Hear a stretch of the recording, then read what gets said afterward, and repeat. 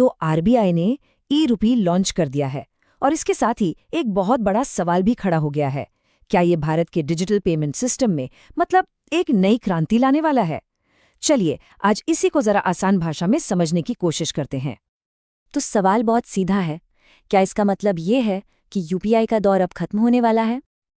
देखिए, जब से ये नई डिजिटल करेंसी आई है ना, सबके दिमाग में एक ही बात घूम रही है कि भाई यूपीआई का क्या होगा। मतलब वो सिस्टम जो अब हमारी रोजमर्रा की जिंदगी का एक इतना जरूरी हिस्सा बन चुका है। तो बात ये है कि ये अब कोई छोटा मोटा टेस्ट या पायलट प्रोजेक्ट नहीं है। नहीं, आरबीआई अब इसे पूरे देश में लाने की तैयारी कर रहा है। और इसके लिए पता है, देश के 15 बड़े बैंक्स के साथ पार्टनरशिप भी हो चुकी है। तो चलिए सबसे पहले यही समझते हैं कि आखिर ये ई-रुपी भला क्या है, और सबसे जरूरी बात, ये हमारे मौजूदा डिजिटल पैसे यानी यूपीआई वगैरह से अलग कैसे है। हाँ, एक बात बिल्कुल साफ कर लेते हैं, इसे बिटकॉइन या कोई और क्रिप्टो करेंसी समझने की गलती बिल्कुल मत कीजिएगा। ई-रुपी असल में आपकी और मेरी जेब में जो नोट और सिक्के हैं ना, बस उसी का डिजिटल अवतार है।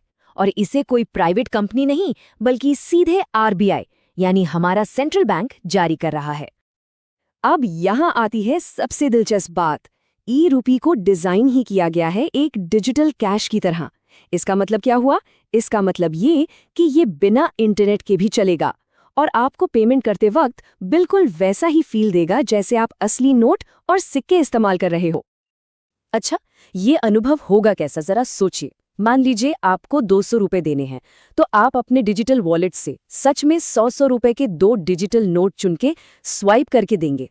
इसे जानबूझकर ऐसा बनाया गया है ताकि आपको वो एहसास हो कि हाँ, मेरे हाथ से असली पैसा जा रहा है। तो फिर अब आते हैं सबसे बड़े मुकाबले पर, ई-रुपी बनाम यूपीआई।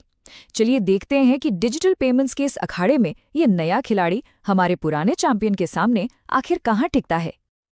देखिए, इन दोनों में जो सबसे बड़ा मतलब एकदम बुनियादी फर्क है वो ये है कि यूपीआई आपके बैंक अकाउंट से दूसरे के बैंक अकाउंट में पैसा भेजता है ना, जबकि ई-रुपी बिल्कुल कैश की तरह सीधे एक डिजिटल वॉलेट से दूसरे के वॉलेट में ट्रांसफर होता है। और सबसे बड़ी बात, इसके लिए इंटरनेट की कोई जरूरत नहीं होगी। हम सबने ये महसूस किया है ना कि यूपीआई से पेमेंट करते हुए कई बार पता ही नहीं चलता कि कितना पैसा खर्च हो गया। वो तो बस स्क्रीन पर कुछ नंबर हैं जो बदल जाते हैं। ई-रुपी असल में इसी साइकोलॉजिकल गैप को भरने की कोशिश है। इसका मकसद ही यही है कि डिजिटल खर्च भी एक असली खर्च जैसा महसूस हो। ठीक है, तो थ्योरी तो समझ में आ गई, पर सवाल ये है कि असल जिंदगी में, डे टू डे लाइफ में ये काम कैसे करेगा। प्रोसेस को काफी आसान रखा गया है। आपको बस अपने बैंक का ई-रुपी ऐप डाउनलोड करना होगा, उसमें एक डिजिटल वॉलेट बनाना होगा और फिर अपने बैंक अकाउंट से उसमें पैसे डालने होंगे। बस हो गया, आप पेमेंट करने के लिए पूरी तरह से तैयार हैं।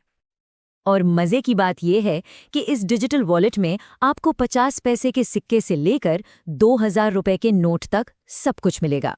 मतलब सब कुछ डिजिटल फॉर्म में, बिल्कुल वैसे ही जैसे आपके असली पर्स या बटुए में होता है। लेकिन यहाँ एक बहुत ही प्रैक्टिकल सवाल दिमाग में आता है। मान लीजिए कोई दुकानदार सिर्फ यूपीआई लेता है, उसके पास ई-रुपी नहीं है, तब क्या होगा? क्या पेमेंट फेल हो जाएगी? और सुनिए, इसका जवाब ही ई-रुपी की सबसे बड़ी ताकत है। बिल्कुल चिंता की बात नहीं है। आप अपने ई-रुपी वॉलेट से ही किसी भी यूपीआई क्यूआर कोड को स्कैन करके पेमेंट कर पाएंगे। इसका मतलब क्या हुआ? इसका मतलब ये हुआ कि इसे पहले दिन से ही लगभग हर जगह इस्तेमाल किया जा सकेगा। और इस जबरदस्त इंटीग्रेशन को मुमकिन बनाने के लिए आरबीआई ने पहले ही तैयारी कर ली है। एसबीआई, एचडीएफसी, आईसीआईसीआई जैसे देश के 15 बड़े बैंकों को साथ ले लिया गया है। ये सभी बैंक अपने अपने ई-रुपी वॉलेट्स लॉन्च करेंगे। ठीक है, ये तो बात हो गई कि ई-रुपी क्या है और ये कैसे काम करेगा। पर अब जरा बड़ी तस्वीर देखते हैं। क्या ये प्रोजेक्ट भारत के लिए अगली बड़ी क्रांति साबित होगा या फिर एक और फ्लॉप शो बनकर रह जाएगा?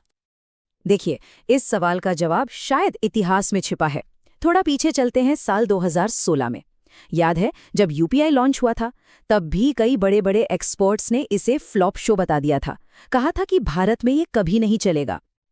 और आज देखिए, वही यूपीआई एक ग्लोबल सक्सेस स्टोरी बन चुका है।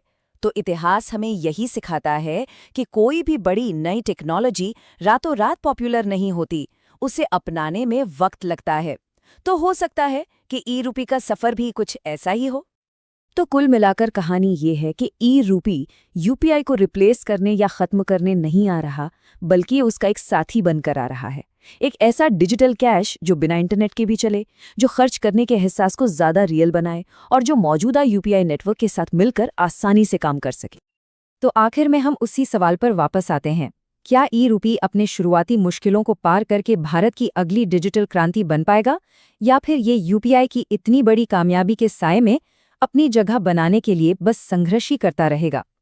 खैर, इसका जवाब तो सिर्फ आने वाला वक्त ही दे सकता है।